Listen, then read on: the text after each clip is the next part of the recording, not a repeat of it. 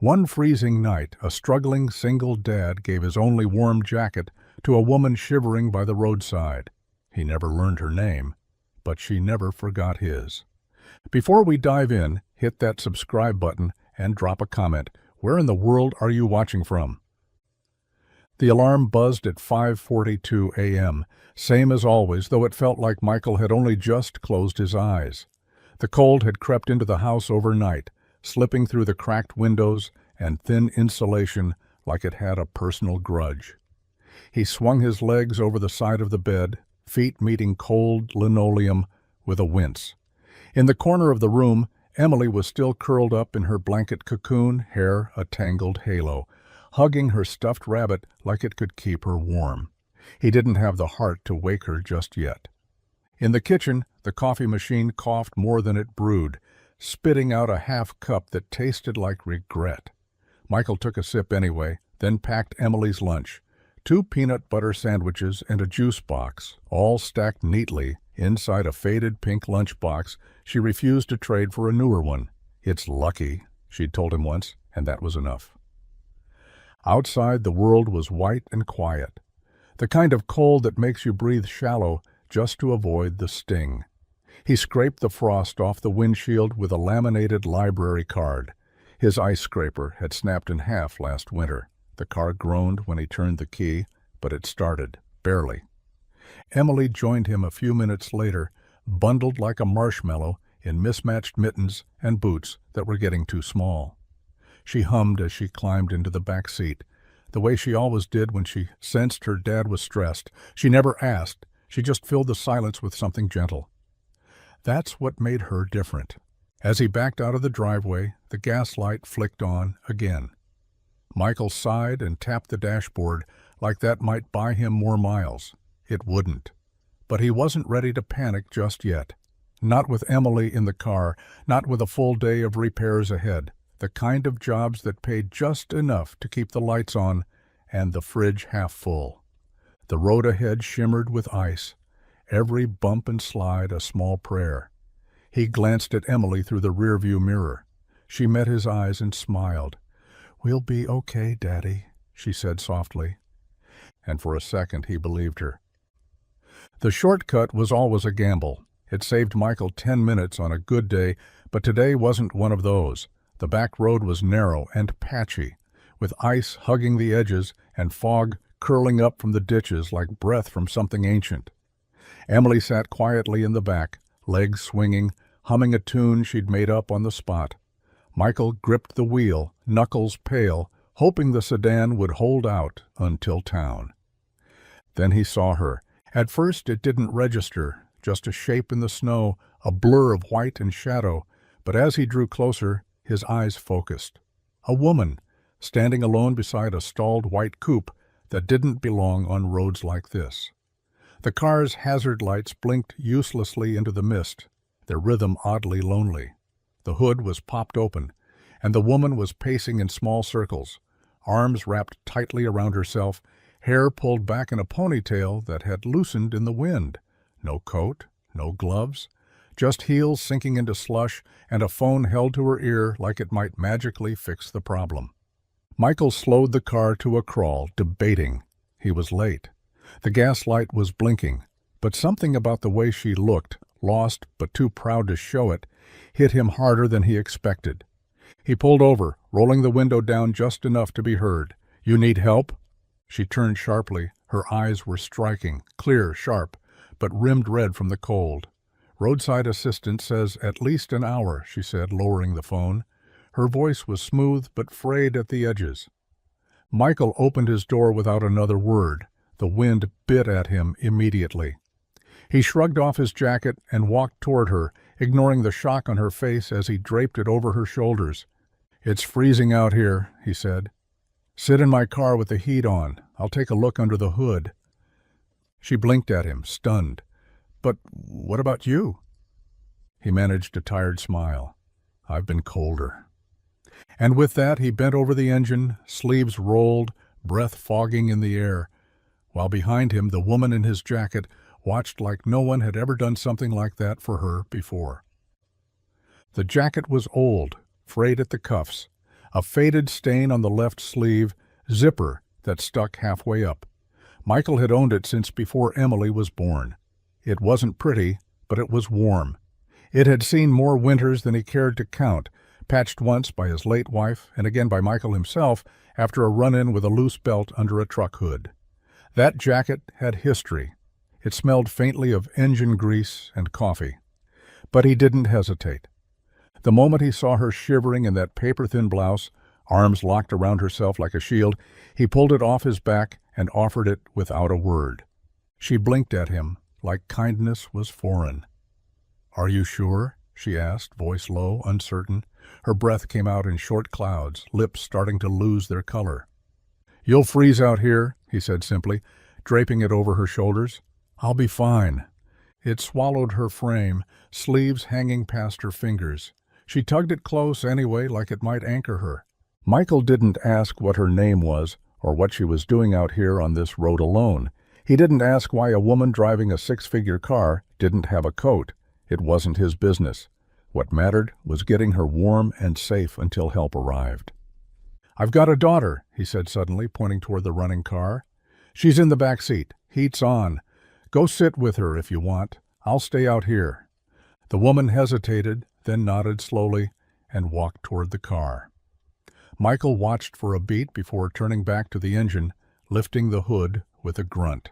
Nothing fancy, just a frozen fuel line or maybe a battery that had given up in the cold. He worked fast. She didn't need to know that his fingers were already stiff, that the wind was slicing through his thermal shirt like paper. When he finished, he shut the hood, wiped his hands on his jeans, and tapped the car window. She stepped out, clutching the jacket tightly. "Should start now," he said. "You'll be okay." Before she could speak, he gave a nod and walked back to his own car. The door creaked as he climbed in, and the cold rushed in behind him. Emily looked up from her seat. "Dad, your jacket?" Michael smiled faintly, hands trembling slightly on the steering wheel. Someone needed it more. And without waiting for thanks or names, he drove off into the frost, unaware that the woman now holding his coat wasn't just someone passing through, she was someone who would never forget. She stood there long after his car vanished, the red taillights shrinking into the white, swallowed by the curtain of snow, like a memory being erased in real time. Her breath fogged the cold air, slow and uncertain now, as if even her lungs were stunned by what had just happened. The jacket draped over her shoulders was far too big, heavy in all the ways that made it feel real. The scent of motor oil clung to the lining, mixed with something faintly like cedar and soap. She pulled it tighter. She didn't know his name. He hadn't asked hers. It had all happened so quickly, his quiet arrival, the way he handed her warmth like it was nothing, his hands moving across the engine with calm purpose, and then just leaving. Susan Vale, billionaire CEO, a woman whose life had been defined by numbers, by control, by strategic decisions, and iron fences of trust, stood frozen in the middle of nowhere, holding a stranger's jacket and realizing that no one had looked at her the way he did in a very long time. Like she wasn't important, like she wasn't anyone special, like she was just human, and still worth helping. Her fingers found the pocket. Inside was something small, a scrap of paper with a handwritten note, probably forgotten. A grocery list. Milk, eggs, Emily's crayons, gas. Crayons. The name stuck. A daughter. That explained the quiet strength, the groundedness, the way he didn't flinch or ask questions. He was used to putting others first. Susan blinked hard, throat tight for reasons she couldn't explain. This wasn't the kind of moment she was used to. In her world, generosity came with signatures. Smiles came with fine print. Nothing was ever given freely, not anymore. But this man, whoever he was, had changed something, not dramatically, not loudly, but deeply. She slid into the driver's seat, the engine now purring like a cat who had never been sick. The jacket remained around her shoulders, unreturned, unasked for. And as she drove off, one thought kept circling through her mind like snowflakes on the windshield. She had to find him. Somehow, someday, She had to. By the time Michael pulled into the garage lot, the sun was just beginning to scrape across the horizon, casting pale light across the frost-covered windows of Turner's Auto. The old sign squeaked in the wind, and the morning air bit harder without his jacket. He rubbed his hands together briskly, more to keep them moving than for warmth. The cold he could handle. What lingered was something else, a strange stillness in his chest, like a quiet echo from the roadside that wouldn't go away. Inside, he switched on the lights, the familiar hum of the fluorescents bringing the shop to life. The coffee pot groaned to its duties. The concrete floor still held last night's chill. Michael rolled his shoulders and moved toward the workbench. Another day, another list of repairs. The moment with the woman, jacketless, stranded, grateful, was already folding itself into the pile of moments he never expected to revisit. That's how he saw things. Good is only good if it doesn't ask for attention.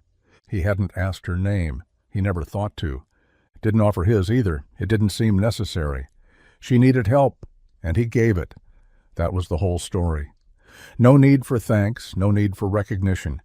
He didn't do kindness to be remembered. He did it because someone had once done it for him, and that was enough. But far from the small-town garage, in a different world of high-rises and penthouses, Susan Vale sat alone on the edge of her bed, still wearing the jacket like armor. Her phone lay beside her, screen dark, untouched.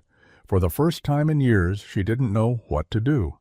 No license plate, no business card, no casual introduction, just warmth given and footsteps disappearing into the cold. She opened her laptop, trying combinations.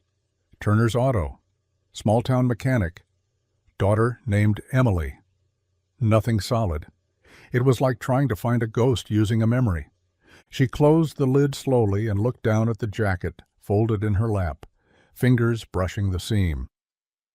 He didn't give her a number, but the way he looked at her, that quiet, steady look like she mattered without needing to earn it, that was a number her heart couldn't stop dialing. The garage smelled like old oil and burnt toast. Michael Turner walked in 15 minutes late, boots dragging in melted snow, his sleeves still damp from the cold. He didn't have his jacket, still hadn't told anyone why. Didn't feel like explaining to Dave, the shop's owner, that he gave it away to a stranger who looked like Winter had taken a personal interest in breaking her. Not when Dave was already glaring at the clock above the tool wall. "You planning on opening your own shop on Turner time?" Dave called, wiping his hands on a rag that looked like it had been through 3 wars. Michael didn't answer right away. He dropped his toolbox with a soft clatter and headed toward the back to punch in. "Car trouble," he muttered. It was half true. The real trouble was time, and how little of it there ever seemed to be. Dave scoffed. "You got more excuses than wrenches." Michael didn't argue. What was the point? He was already thinking about the heating bill taped to the fridge at home. The red lettering glared like a warning flare. Past due. Again. Emily had asked last night if she could wear 2 pairs of socks instead of new boots. Said it like it was an adventure. She never complained, just adjusted. That's what broke his heart the most. He grabbed a cup of coffee from the corner station. It tasted like it had been brewing since last Tuesday, but it was warm. That was more than he could say about their house. His first job of the day was a brake replacement on a rusted-out sedan that coughed like a smoker every time it turned over. The second was a pickup with a leaking gasket. By noon, his fingers were numb, his back ached, and the tip jar on the counter had only 2 singles in it. And still, his mind wandered, back to the woman in the snow. The way she'd looked at him, not with pity, not like someone slumming it among the working class. Just human. He hadn't expected to think about her again, but kindness, it turned out, sometimes leaves a colder absence than indifference. The city moved around her like a machine, impatient, polished, and never quiet. Susan Vale sat cocooned in the back seat of her chauffeured town car, the tinted windows filtering the chaos into something distant and unreal. Outside, snow fell in lazy spirals, but inside the air was warm, the leather seats spotless, the silence thick. She still wore his jacket. It clashed with everything around her. The sleeves were too long, the fabric smelled like gasoline and pine, and there was a tiny burn mark near the cuff. But she couldn't take it off. Not yet.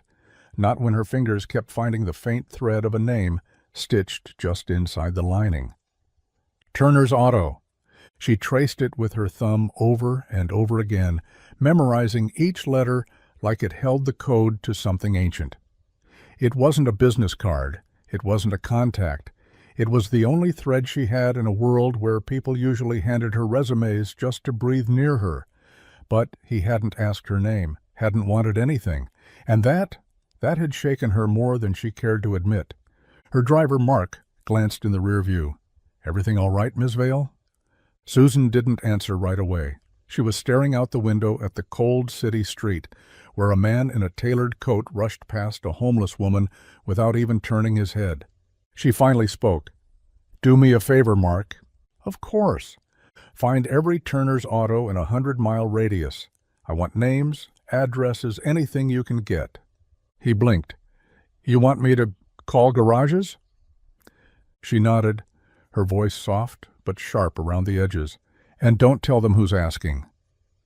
Mark didn't ask questions. He knew better. Susan Vale wasn't someone people said no to. She built empires with silence and steel, not pleasantries.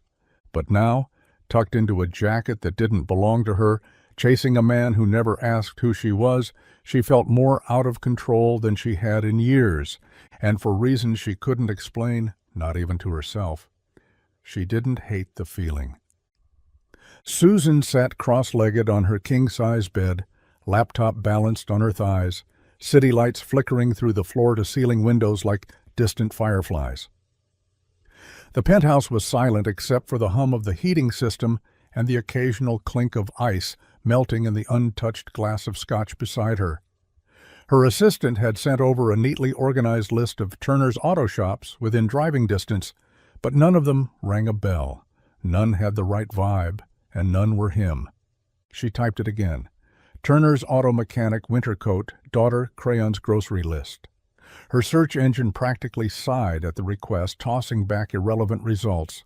A truck stop in Wisconsin, a Yelp page with no reviews, an abandoned Facebook listing. There were no photos, no names, no matches. He didn't exist, and yet he had. He does. Susan leaned back against the headboard, sighing, eyes closing for a beat as the memory surfaced again, his hands, steady and worn, moving with quiet skill under her hood, the way his breath fogged the air in slow, controlled exhales. He hadn't smiled much, but his eyes had. They were kind in a way she wasn't used to. They didn't want anything from her, didn't search her face for status or recognition. They just saw her. She opened her eyes and looked across the room, where the jacket still hung over the back of a chair like a memory she hadn't filed away. It didn't match anything in this place. Too rugged, too stained, too real. It had no place in a room with marble floors and imported linens. And yet, she found herself glancing at it more often than she meant to. He hadn't given her a number. He hadn't written his name. No sales pitch. No flirtation. Just warmth, handed over in the middle of a snowstorm like it was the most natural thing in the world. Susan closed the laptop and leaned forward, elbows on her knees. She wasn't used to not knowing. Her world was built on control, precision, prediction.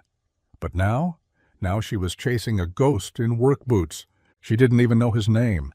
But somehow that made it feel even more important to find him. Susan stood at the edge of her rooftop terrace, arms wrapped around herself, not because she was cold, but because something inside her felt strangely exposed. The city below pulsed with its usual rhythm, taxi horns, blinking lights, a sea of movement and noise that always made her feel powerful. But tonight, it only made her feel far away. From him. From that road. From that moment. The jacket still hung on the back of the armchair in her bedroom. She hadn't worn it again. Couldn't. It wasn't hers. Not really. But she couldn't bring herself to let it go either. It carried something weightier than fabric and stitching. It carried him. The quiet strength of a man who didn't ask, didn't posture, didn't expect. He just gave, and then disappeared. In her world, that didn't happen. People wore masks so polished they forgot they had faces beneath. Kindness came packaged in contracts. Smiles came with intent. She had learned the art of distrust the same way most people learned how to breathe. But he had nothing to gain, and still he'd stopped. Still, he'd given her warmth without knowing who she was or what she could offer. It haunted her. She thought about her father then, how he used to say that real wealth wasn't what you kept, but what you gave away without needing it back. She'd ignored that lesson for years, too caught up in building her empire, proving herself, climbing a ladder made of dollar signs and half-truths. But now, staring out over a city she technically owned pieces of, all she could think about was a man with kind eyes and rough hands who had shown her what authenticity looked like in a single, fleeting moment. She pulled out her phone and opened a new note. Find him. Not to pay him back, not to feel better, just to know that people like him still exist. She stared at the words for a long time before saving them. It wasn't a strategy. It wasn't a power move. It was a promise. And Susan Vale didn't break promises. The steam started before the warning light. One long hiss, then the unmistakable smell of coolant burning off against hot metal. Michael guided the car to the shoulder with a grimace, the engine wheezing like it was giving up the will to live. Again, snow flurried lightly across the windshield, dancing just enough to remind him how cold it would be walking back. He popped the hood, already knowing what he'd find. Radiator again. A crack, probably small but fatal. The kind that doesn't ask for permission to ruin your day. It just shows up, leaks everything, and leaves you stranded with nothing but a fading sense of options. Emily was in the back seat, chewing the end of a pencil as she colored a paper snowman for tomorrow's school fundraiser. She hadn't noticed yet. He was grateful for that. He leaned under the hood, sighing hard. Of course, he muttered. Of course today. Because today wasn't just another Tuesday. Today was supposed to be the one day Emily got to feel like every other kid, wearing her art smock, selling cookies at a school table, proudly holding up the paper sign that said, Turner Family Table. They'd baked the night before, cheap ingredients but full of effort. She had even written their prices in glitter pen, 50 cents for a cookie, $1 for the brownies. Michael looked down at his hands. They were shaking a little from the cold, or maybe from the frustration. He couldn't tell anymore. His phone buzzed. Low battery, no tow money, no spare radiator. He knew the cost. Knew it down to the last cent because he'd already looked it up 3 weeks ago and hoped the car would hold out just a little longer. Emily's voice broke his thoughts. Daddy? He turned, mustering a smile. Yeah, sweet pea? Are we still going to school tomorrow? You promised. He looked at her, bright-eyed, trusting, legs swinging from the booster seat like they hadn't a care in the world. That was the thing about Emily. She carried hope like it was her default setting. He swallowed hard. We are. I promise. Even if he had to walk her there with cookies in his pocket, even if everything else fell apart. The house was quiet that night, except for the soft hum of the heater working overtime and the occasional creak of old pipes under winter's weight. Michael sat at the kitchen table, bent over a stack of bills and a repair manual, his face drawn with the kind of tired that settles deep in the bones. The radiator was shot. The fundraiser was tomorrow. And even with every number crunched and every corner cut, there just wasn't enough. Not this time. In the bedroom down the hall, Emily lay awake under her blanket fort of stuffed animals, listening to her father sigh. She knew that sound. It wasn't angry. It wasn't even sad. It was that sound he made when he was trying to figure out how to make magic out of thin air again. The kind of sound she'd learned to recognize, even if he never told her what was wrong. Beside her bed was her Christmas jar, a glass mason jar with faded snowflake stickers and a handwritten label that read, "Bike Fund." She'd been saving since last January. Coins, birthday money, the crumpled bills from Mrs. Larson down the street when she helped carry groceries. It wasn't much, but it was hers. She sat up, staring at the jar. Her fingers hesitated on the lid, then twisted it off with quiet determination. One by one, she counted the coins and folded the bills. She didn't cry. She didn't second-guess. Her dad needed help. That's all that mattered. She found one of his old socks, the kind he never wore because it was too thick and itchy, and carefully tucked the money inside. It bulged a little, awkward and lumpy, but it was safe. She tiptoed to the front door, slipped on her boots without laces, and padded out to the old car in the driveway. Her breath fogged the air as she opened the door and climbed into the front seat, shivering. She reached into the glove box, moved aside a flashlight and a wrinkled map, and gently placed the sock inside. Then she closed it quietly, as if sealing a secret. When she went back inside, the Christmas jar sat empty on her nightstand, but her heart felt full. Tomorrow she would watch her dad find it, and maybe he'd smile again. Maybe, just maybe, that would be enough. Susan Vale had worn 1,000 versions of herself. Boardroom Susan, Gala Susan, Headline Susan. But today she wore something unfamiliar. Jeans that didn't cost a fortune, a borrowed hoodie from her driver's niece. Sneakers, slightly scuffed.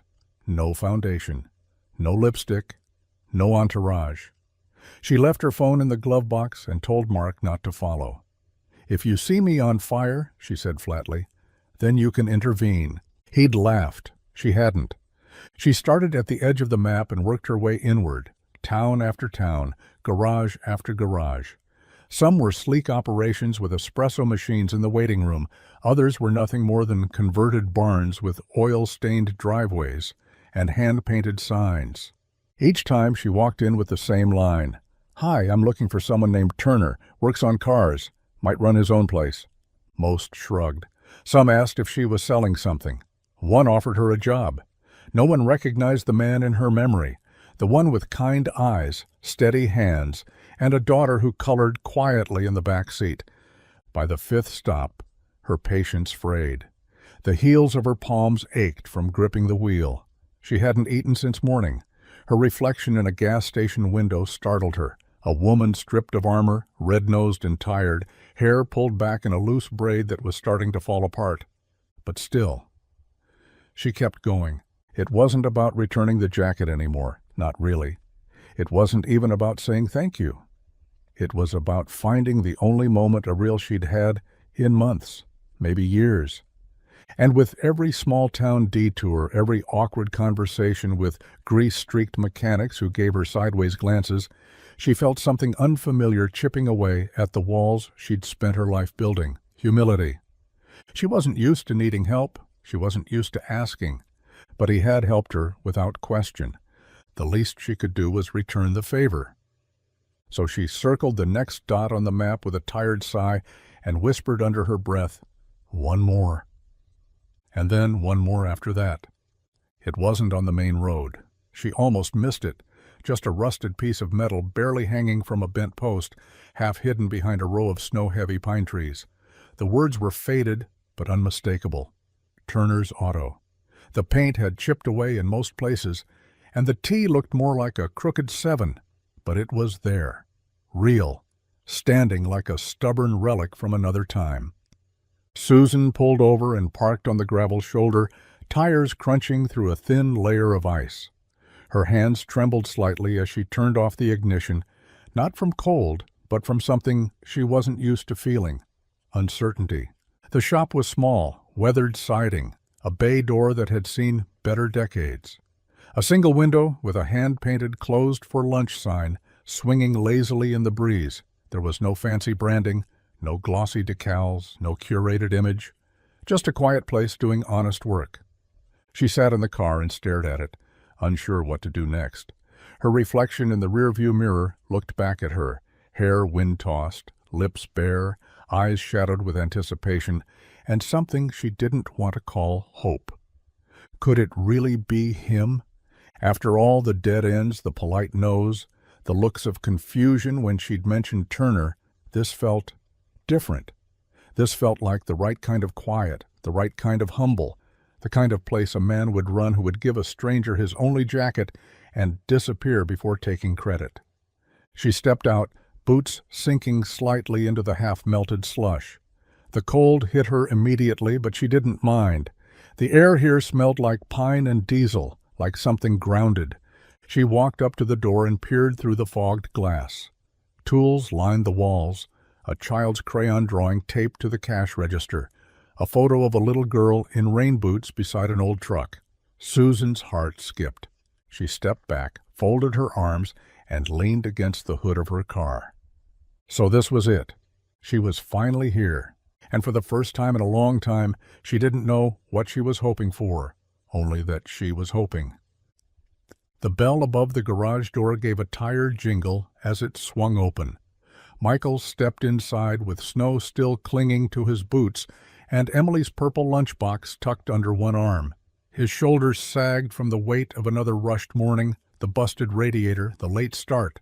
The way Emily had smiled through it all, like her world hadn't begun to unravel. He hadn't even had coffee yet. He muttered a quick apology to the empty room, not realizing anyone was there. "Sorry, just got back. Had to drop my kid at school. Be right with you." He didn't look up right away, just crossed to the counter, set the lunchbox down, wiped his hands on his jeans out of habit. When he finally did glance toward the waiting area, he froze. She was standing there. Same sharp eyes, same quiet presence. No snowstorm this time, no broken-down car. Just her, standing in the middle of his garage, wearing a soft, amused expression like she'd been waiting for this exact moment. Michael blinked. "Can I help you?" Her smile was slow, careful. "I think you already did." Something about her voice unlocked it all. Flurries, steam, cold air, the hum of his old car's heater, and then her words hit home. "I think," she said gently, "you gave me your jacket." For a second he couldn't speak. She looked different without the cold biting at her, her hair looser now, her coat proper this time. But it was her, no doubt. Michael let out a breath that turned into something between a laugh and disbelief. "Well, I didn't expect to see you again?" "Neither did I," she admitted. He rubbed the back of his neck, suddenly self-conscious of the grease on his shirt, the state of the shop, the crumbs on the counter. "What brings you to Maplewood?" She stepped forward, hands tucked into the pockets of a coat far more expensive than his truck, but her eyes held no pride, just something steady. "I came to return something." He watched her carefully. "The jacket?" "No," she said softly, "not just that."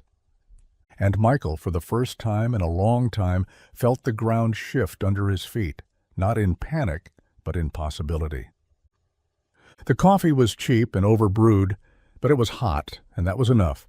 Michael poured 2 mismatched mugs, one with the shop's name peeling off the ceramic, the other a faded snowman Emily had picked out from a garage sale last year. He handed the snowman mug to her. She took it with both hands, smiling faintly. "Didn't peg you for the snowman type," she said. "It's either that or the one that says, 'World's okayest mechanic.'" He sipped from his own and leaned back against the counter. "Sorry, it's not anything fancy." She shook her head. "It's perfect." They stood in a comfortable quiet for a beat, the heater rattling softly in the background, the air carrying the scent of motor oil and strong coffee. Michael glanced at her over the rim of his mug, still trying to figure out why someone like her was standing in his shop on a random Tuesday. "So," he said finally, "Susan, right?" She nodded. "Yeah, just Susan." "Nice to officially meet you, Susan. I'm Michael." He offered his hand. She took it, and for a second, neither pulled away. His hand was calloused, warm, despite the cold outside. Hers was steady, manicured, but not overly soft, somewhere in between. "Passing through?" he asked. Her pause was short. Yeah, something like that. He didn't push. It wasn't his nature. If she wanted to share more, she would. If not, he'd still make sure her car ran. She looked around the garage, her gaze softening at the crayon drawings taped to the wall, the shelf of tools labeled in a child's handwriting. You do all this alone? Mostly. My daughter helps more than she should. He smiled to himself. She keeps me honest. Susan nodded slowly, eyes still on the wall. Seems like a good place. It's small, not glamorous, but it's ours. She looked back at him then, and something in her chest twisted. He still didn't know who she really was. He thought she was just someone passing through, a grateful stranger dropping by with a quiet thank you. And for now, she didn't correct him. The snow had softened by afternoon, blanketing Maplewood in that dreamy hush only fresh snowfall can bring. Outside the garage, Emily zipped up her coat and ran circles in the slush before flopping backward into a patch of untouched white. Her laughter echoed off the metal walls, bright and unfiltered, as she carved wings with her arms and kicked her boots into the air. Inside, Michael was on a stepladder, sorting through boxes of spark plugs and brake pads, while Susan stood below, catching the ones he tossed down with surprising ease. "Careful with those," he said. "They're not fragile, but they do bite back if you drop one on your foot." Susan smirked. "I'll take my chances." He glanced down at her, eyes crinkling. "You're not half bad at this." She shrugged, brushing snow from her sleeves. "I've sorted worse things." He raised an eyebrow. "Yeah, like what?"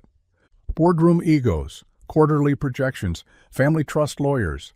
Her voice was dry, but there was something under it, something that hinted at a different life. Michael didn't pry, just nodded and handed her another box. They worked like that for a while, in a rhythm that felt oddly natural, like she'd always been part of the cluttered garage, part of the slow and steady mess that made up his day to day. Through the open bay door, Emily's voice rose again. "Dad, look! I made a triple angel!" Susan stepped outside, hands on her hips, watching the little girl proudly point at 3 overlapping shapes in the snow.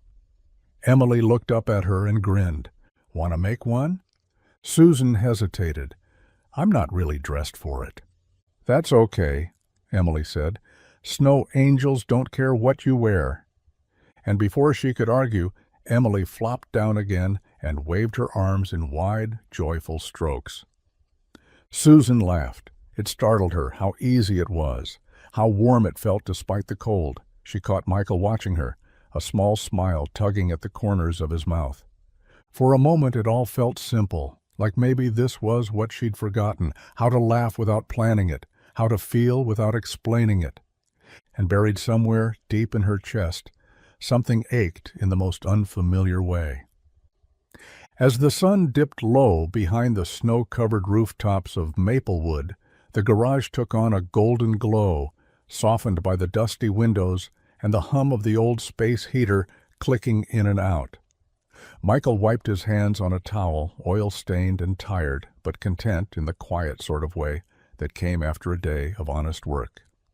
Emily was inside, sipping cocoa with too many marshmallows, watching a cartoon flicker on a tiny portable screen. Susan stood near the counter, jacket draped over her arm, not the one he'd given her, but the one she'd brought today, the one that matched her world. She looked at him with a kind of thoughtful hesitation, like she was still weighing the cost of what she was about to say. "You helped me," she said softly. "You gave me your jacket. You didn't even know me." Michael glanced up from the register, surprised by the sudden seriousness in her voice. "Wasn't a big deal." "It was," she said. "You helped when you didn't have to. And now I want to help you." She reached into her purse and pulled out a slim envelope, crisp, stark, against the cluttered backdrop of the garage. She offered it to him, both hands steady. He didn't take it. "What's this?" "Enough to fix your car," she said, "and the heating in here. Maybe even take a breath for once." Michael shook his head before she even finished. "No." Her brows pulled together. "Why not?" "Because you don't owe me anything," he said, setting the rag down gently. "I did what I did because it was right. That's it." She searched his face for something, pride, ego, a buried price tag, but there was none of that. Just calm honesty. He gave her a half smile. "If someone's cold, you give them your jacket. That's not a debt. That's just being decent." The envelope remained between them, her hand still extended, but something shifted in her chest. He wasn't trying to be noble. He wasn't putting on a show. He was simply a man with a good heart, and now she was more determined than ever, because men like him didn't come around often, and they sure as hell didn't stay invisible for long. The next morning, while Michael adjusted a brake line beneath a pickup, Emily sat cross-legged on the floor of the garage office, tongue poking out the side of her mouth in deep concentration. A box of stubby crayons lay scattered around her, half of them missing their wrappers, a few snapped clean in half.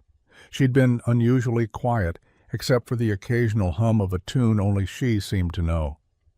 Susan sat nearby, nursing a cup of lukewarm coffee, watching the little girl with a kind of fascination she didn't entirely understand.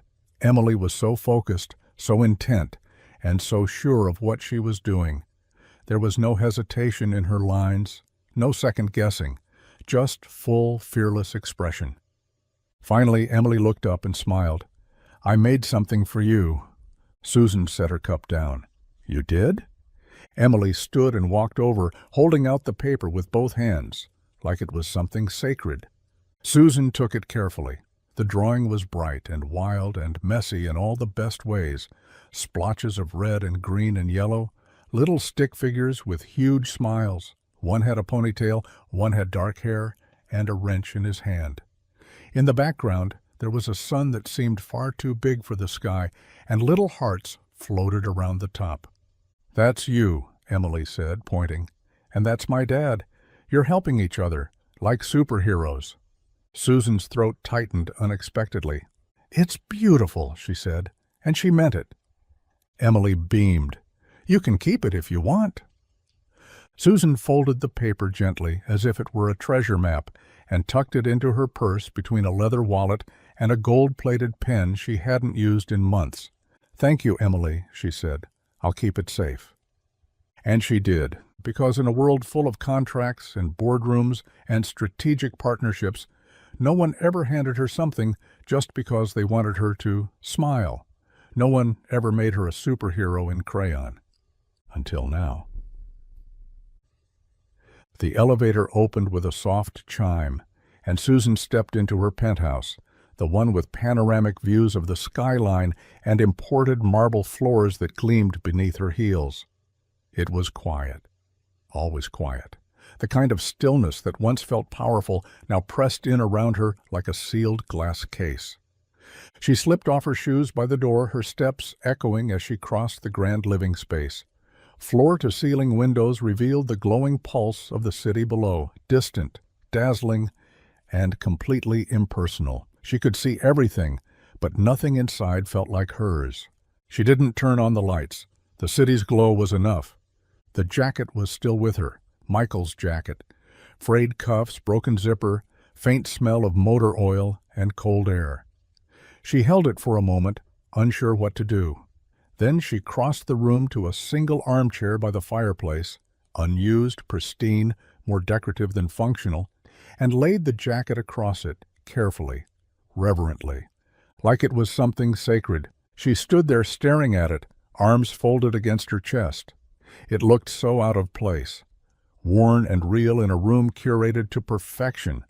The sleeves slumped naturally, as if someone had just taken it off after a long day's work. It didn't belong in this space of clean lines and expensive silence. And yet, it was the only thing in the entire room that felt alive. She moved through the kitchen, poured herself a glass of water, and paused by the marble island. Her phone buzzed somewhere in her bag. Probably an email, a calendar alert, another meeting about something that once mattered. She ignored it. Instead, she pulled out Emily's drawing. She unfolded the wrinkled paper and stared at the bright, smiling stick figures, one with a ponytail, one with a wrench, And in a penthouse where nothing was ever handmade, where no one ever gave without an angle, she felt that drawing filled the room like warmth. Susan walked back to the chair, tucked the paper under the jacket, and sat down on the floor beside it. She had everything: money, titles, a skyline view, but for the first time in her life, she realized how empty it all was without something real to come home to. The envelope was taped to the door when Michael got home, thin, white, and already curling at the corners from the cold. He recognized it instantly. Landlord paper, the kind that never brought good news. He didn't open it right away. He stood there on the front porch for a moment, Emily's laughter echoing faintly from inside, muffled by the walls. She was probably finishing her cereal or building something out of couch cushions. Michael stared at the envelope like it was alive, like opening it would make everything collapse faster, but he opened it anyway. 3 weeks. That's all it said. 3 weeks to find a new place.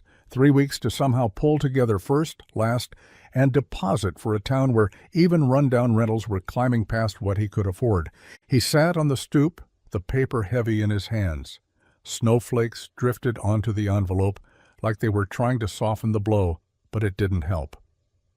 Inside, Emily pressed her face to the window. "Daddy, it's snowing." He forced a smile, held up the envelope. "I see it, kiddo. Just catching up on some mail."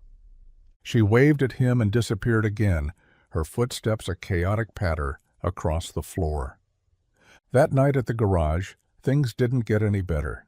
Dave, the shop owner, leaned against the workbench, arms crossed, eyes shadowed with something close to guilt. "Got a call from that realtor again," he said quietly. "Guy's pushing hard. Says a new developer's eyeing this block." Michael paused mid-torque, knuckles bleeding from a stubborn bolt. "You thinking of selling?" Dave sighed. "I have to think about it, Mike. I'm getting older. My knees hate me. My wife wants Florida." Michael nodded, jaw tight. "How long?" "Month, maybe less. Nothing signed yet, but I figured you should know."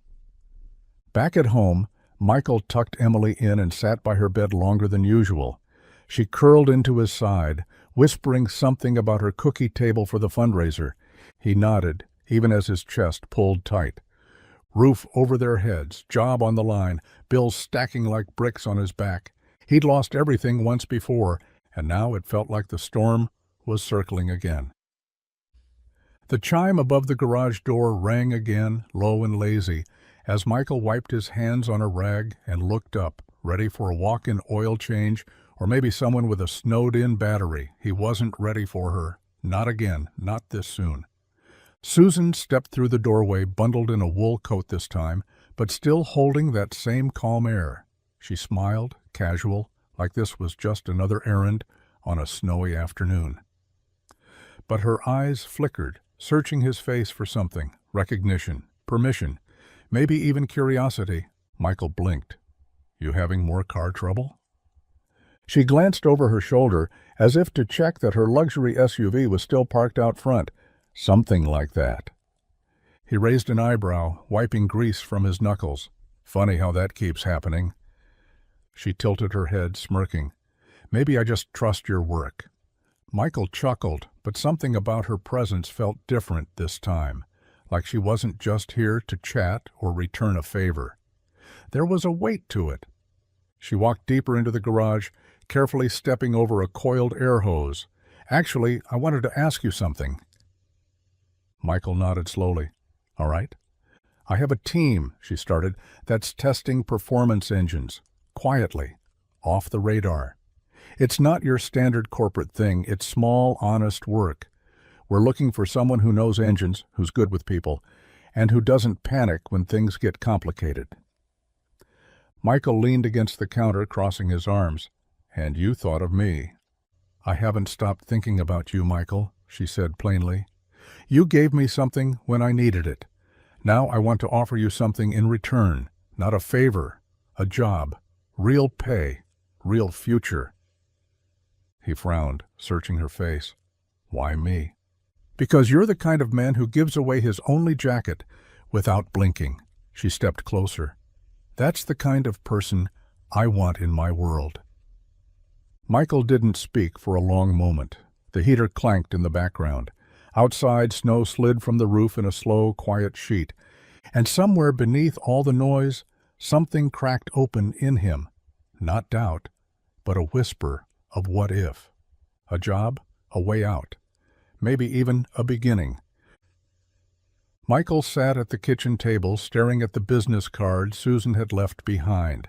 No company name, just her cell number and an address scribbled in neat handwriting. Below it a note, "Tomorrow 10 a.m., if you're curious." It was the kind of card that didn't belong in a place like this. On a scarred wooden table surrounded by unpaid bills, a cracked salt shaker, and a half-eaten plate of toast Emily hadn't finished. He turned the card over in his hand like it might give him a different answer the second time around. Across from him, Emily was coloring. She hadn't said much since he got home, but she watched him the way kids do, quietly, completely, like they can see everything you're not saying. "Are you going to go?" she asked, not looking up. Michael sighed. "I don't know. It feels weird, like charity."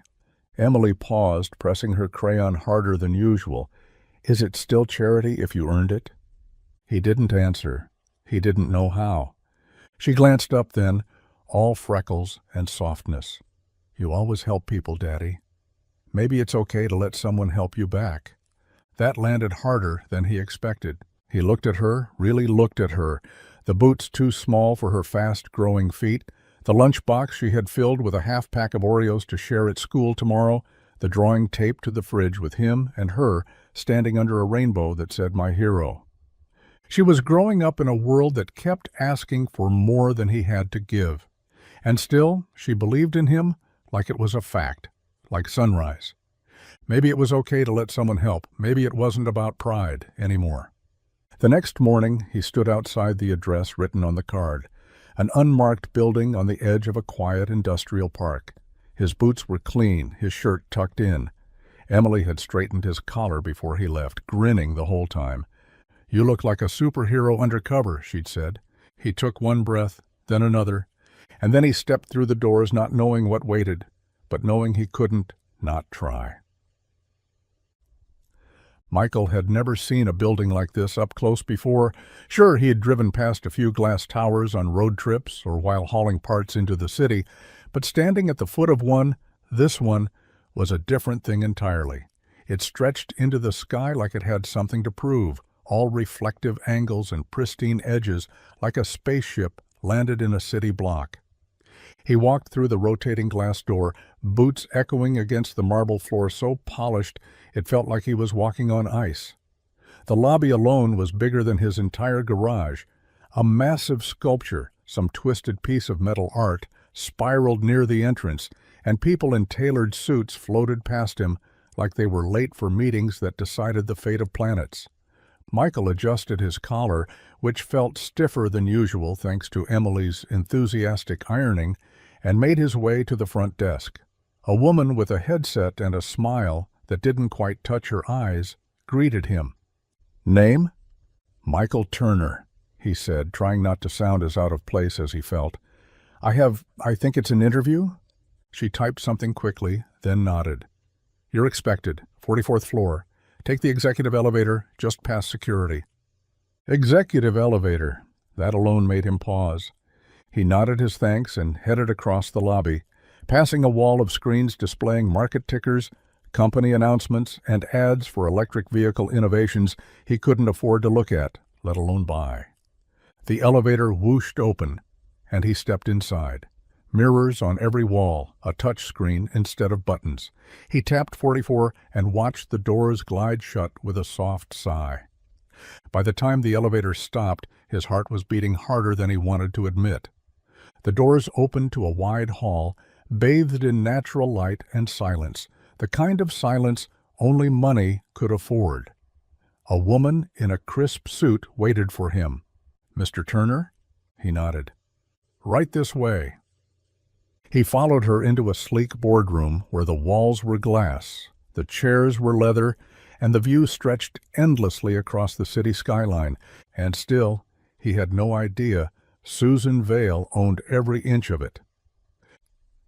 The meeting had ended hours ago, but Michael still sat in the back corner of the rooftop lounge, untouched coffee growing cold in front of him. The skyline glittered around him, breathtaking and unreal, but his thoughts were 1,000 miles away, buried somewhere between the scent of motor oil and the memory of a jacket handed off without a name. She came up quietly, dressed in something sharp but softened by the way she walked toward him, carefully, almost cautiously. Susan didn't speak right away. She just stood there, hands folded, waiting. He didn't look at her, not yet. "You own it," he finally said, voice low. "The building, the company, all of it." She exhaled like she'd been holding that breath since the day they met. "Yes." "You let me think you were just someone passing through." "I was passing through," she said gently. "At least that's what I thought. Until I wasn't." Michael looked at her then, eyes sharp with something she hadn't seen in him before. Hurt. Why pretend?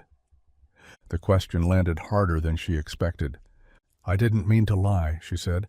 I didn't know how to be Susan Vale around you. Not the version people expect. I wanted to be seen without the title, without the noise." He looked away again, jaw tight. "You think this is noise?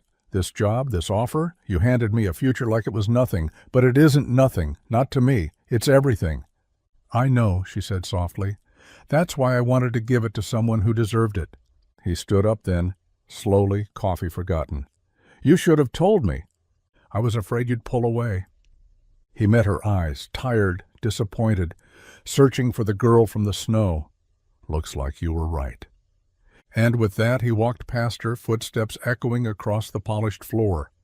She didn't call after him, not because she didn't want to, but because, for the first time since they met, Susan Vale didn't know what to say. The porch light flickered overhead, casting a warm cone of light onto the front steps where Emily sat, her knees tucked to her chest, coat zipped up to her chin. A mug of cocoa, now cold, rested beside her. She hadn't touched it since her dad got home. Quiet, distracted, the way he got when something was bothering him and he didn't want to say it out loud. Michael sat inside, hunched at the kitchen table with the same look he wore when counting bills or fixing something that couldn't be fixed. He hadn't said much about the city, about the interview, about her. But Emily knew. She always knew. "She's not coming back, kiddo," he'd said earlier, almost like he was convincing himself more than her. But Emily had a different kind of faith, the kind that didn't care about facts or distance or titles, the kind that made her sit outside even as the night air dipped colder, cheeks pink from the chill, because she remembered how her dad looked when Susan was around. Not just happier, lighter, like the heaviness he always carried had loosened just a little. She glanced at the road for the 100th time. Nothing but darkness. Still, she waited. The front door creaked open and Michael stepped out, wrapping a blanket around her shoulders. "It's freezing out here," he said, sitting beside her. "I know," she said, curling into his side, "but I wanted to wait, just in case." He wrapped an arm around her, pulling her close. "She made you smile, Dad." Michael looked down at her, surprised. "I smile all the time." "Not like that." Emily rested her head on his shoulder. "It was different." He didn't respond. He couldn't, because deep down he knew she was right. They sat like that in silence for a while, watching a street that stayed empty, breathing in the cold and the ache of what could have been. But Emily didn't lose hope. She just whispered, "Sometimes people come back, even if it takes a little while." And somehow Michael hoped she was right. The door creaked softly as Susan stepped into the room she hadn't entered in months. Her father's study remained untouched, a pocket of time preserved in wood grain and dust. The air smelled faintly of cedar and old paper, and the late afternoon light filtered through the heavy drapes in gold slants, making everything feel suspended, like the whole room was holding its breath. Books lined every wall, some spines cracked from overuse, others still crisp with price tags he never bothered to peel off. His desk stood at the center, like an altar, papers still stacked neatly, an old fountain pen lying across the blotter where he'd last left it, a framed photograph of her at 10, freckled, wild-haired, clutching a soccer trophy, sat quietly beside a brass clock that had long stopped ticking. Susan ran her fingers along the edge of the desk, her step slow and reverent. She hadn't expected to be here, not today, not in this moment. But after Michael walked away, after his eyes looked at her like she was a stranger in her own skin, something had pulled her back here, to this room, to him. Her father had always said real wealth had nothing to do with money. That success wasn't in titles or acquisitions, it was in the people who stood beside you when everything else fell away. Find someone who doesn't care about what you own, he used to say. Find someone who sees you when there's nothing left to sell. She had nodded, smiled, pretended to understand, but she hadn't. Not really, not until now. She moved to the old leather armchair where he used to sit, where she'd once curled into his side as a child while he read aloud from books too complex for her to follow, just to hear his voice. From the bottom drawer, she pulled out the weathered journal he always carried. Inside, on a page dated 10 years ago, his handwriting echoed, "If she ever forgets what matters, I hope the world reminds her. I hope she meets someone who gives without asking, who reminds her that the rarest kind of love is the kind that asks for nothing." Susan closed the book, tears slipping silently down her cheek. She'd found that someone, and she'd let him walk away. The pen felt strange in her hand, too light, too honest. Susan stared at the blank page for a long time before writing a single word. She wasn't used to this kind of expression. In her world, words were curated, filtered through teams, crafted to protect and persuade. But this wasn't for an investor or a magazine spread. This was for him, just him. She began slowly, without preamble, without title. "Michael, I don't know how else to do this, so I'll do it simply." She paused, breathing in the quiet of her penthouse. The city lights blinked in the distance. Somewhere below, people rushed through lives she used to envy, busy, messy, real. "You gave me your jacket on the side of a frozen road, but you gave me a lot more than that. You didn't know who I was. You didn't care. And in a world where people see my name and not my face, that meant everything." She could feel the lump rising in her throat again, but she kept going. "You reminded me of who I used to be, before the titles, before the polished shoes and press releases. You looked at me like I was human, and you didn't want anything in return. That kind of kindness, I'd forgotten it existed." The ink smudged slightly as her hand moved down the page. "I should have told you the truth from the start. I didn't because I was afraid. Afraid I'd ruin something real by putting my name on it. Maybe I already did." She sat back, staring at the final words for a long time before writing them. "But if there's still space for me in that world of yours, grease-stained and honest, I'd like to find my way back to it. Not as a billionaire, not as someone offering you a job, just as a woman who meant every laugh, every look, every moment. Thank you for the jacket, and thank you for reminding me who I want to be. Susan." She folded the letter carefully and slipped it into a plain envelope. No logo, no return address.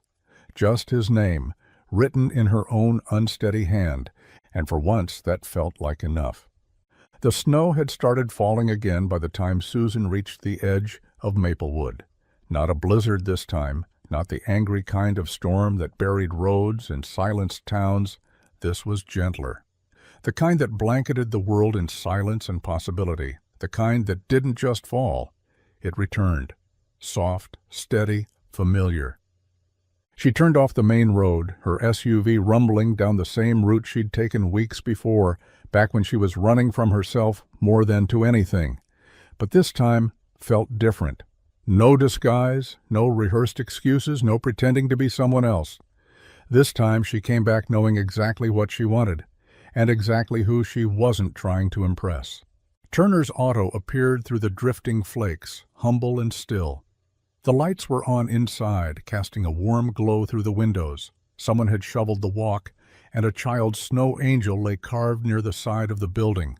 She parked out front and turned off the engine, heart thudding harder than it had in any boardroom.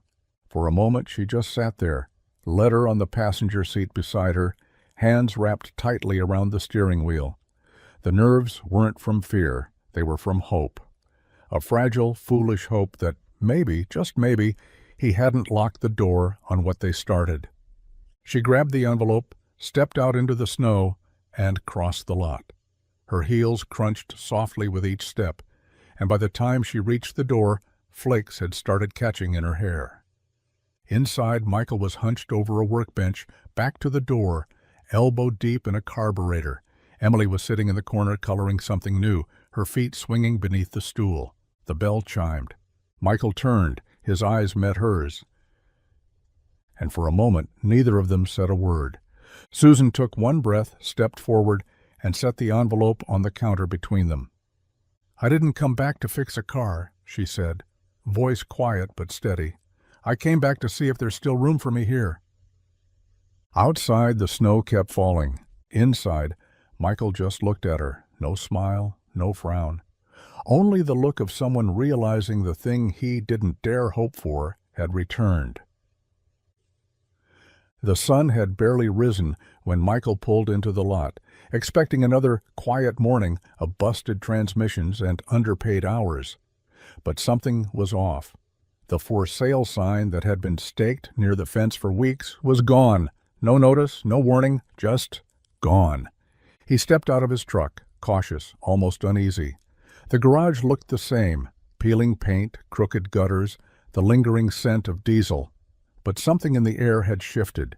Inside, the lights were already on. Susan was standing at the front counter, flipping through a manila folder. She wore jeans, a flannel shirt rolled at the sleeves, hair pulled back in a no-nonsense ponytail. She looked up when she heard him enter, a smile rising that didn't feel staged or rehearsed. It felt earned.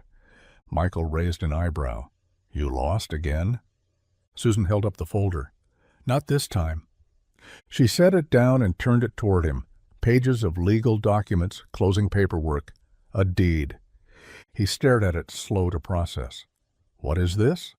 "It's yours now," she said. "The garage, the land, everything." Michael blinked. "Wait, what?" "I bought it," she said simply, stepping around the counter. "Not to own it, not to flip it, not to turn it into some corporate shell. I bought it so you could run it, without someone hanging a for sale sign over your life." He shook his head. Words caught in his throat. "Susan, I can't."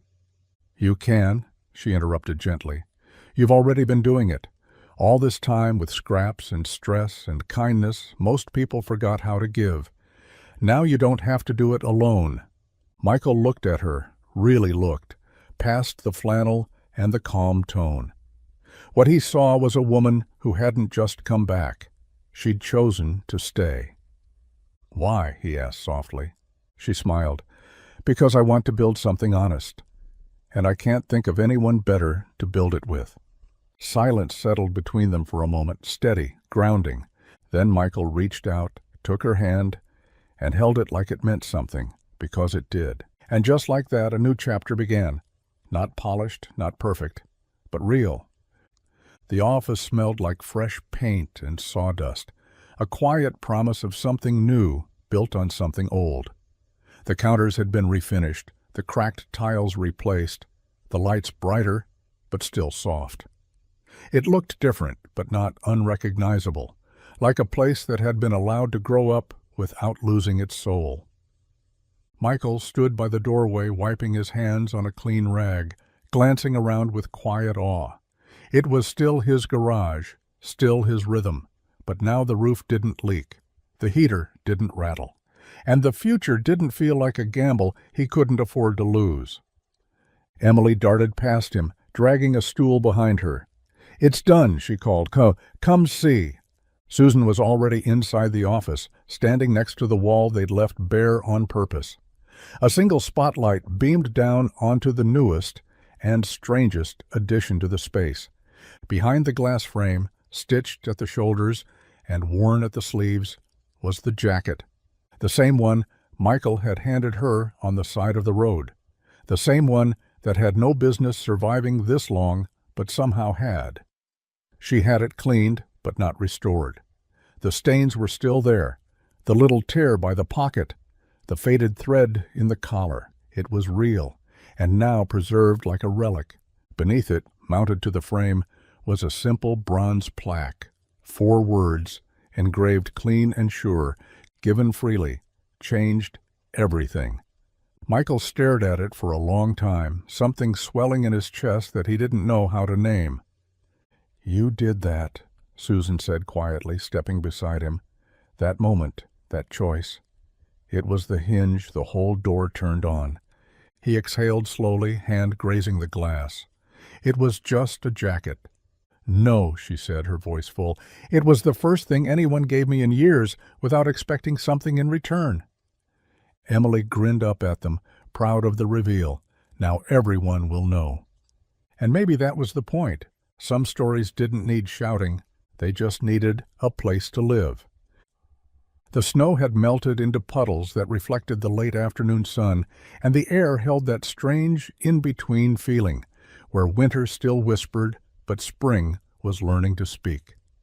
Inside their small but warmer home, Emily lay belly down on her bed, feet in the air, pencil in hand.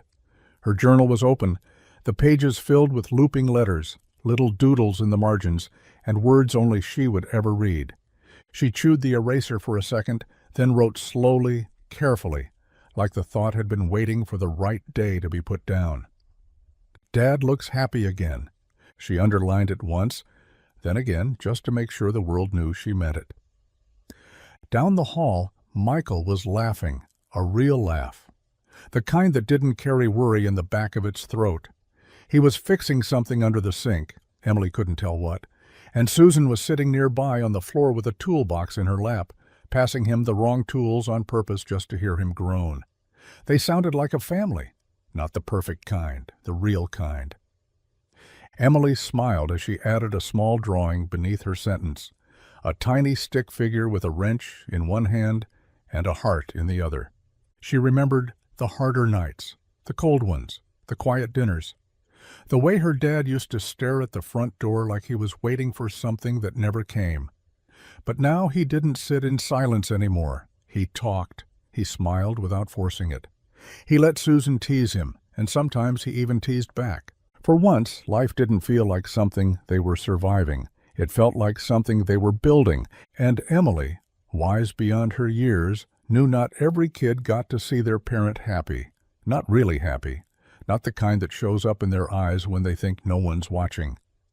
She closed the journal, tucked it under her pillow, and whispered, "Thank you," to no one in particular. Because sometimes wishes don't come true all at once. Sometimes they return one smile at a time. The school auditorium was packed, rows of folding chairs filled with restless students and curious parents. The walls were lined with paper snowflakes and glitter-covered posters for Kindness Week, taped slightly crooked by enthusiastic second graders. At the front of the room stood Susan, poised, calm, but softer now. Her heels were modest. Her hair was pulled back in the way Emily always liked, and a small microphone clipped to her collar hummed faintly as the principal introduced her.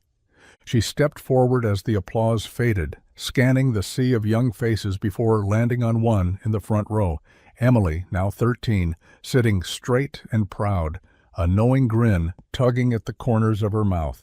Susan took a breath, and then, with no notes, no slides, she spoke. "I want to tell you a story," she began, voice steady, "about a girl who once stood in the snow with nothing, no coat, no help, no one who knew who she really was." The room grew still. Even the fidgety kid stopped to listen. "I wasn't poor. I wasn't lost in the way you might think. I had money. I had a title. I had everything people say you're supposed to want. But that night, on the side of a quiet road, I was more alone than I'd ever been in my life." Her voice softened. And then, out of nowhere, someone stopped. A man with grease on his hands and a tired look in his eyes. He didn't ask for my name. He didn't ask what I could offer. He just gave me his jacket, the only one he had, because I was cold. A few gasps from the back. Some of the teachers glanced at each other, smiling. That stranger didn't see me as a billionaire. He didn't see me as anyone important. He just saw a person who needed warmth. Susan paused, emotion catching in her throat before she smiled. I married that stranger. A ripple of awe moved through the room. She looked down at Emily, who gave her a tiny thumbs up. And that jacket, Susan said, now hangs in our family's garage, with a plaque that says, "Given freely. Changed everything." She stepped back as the applause began to rise. Because sometimes the best stories aren't about fortune or fame. They're about a moment, a choice, a girl in the snow, and the man who stopped.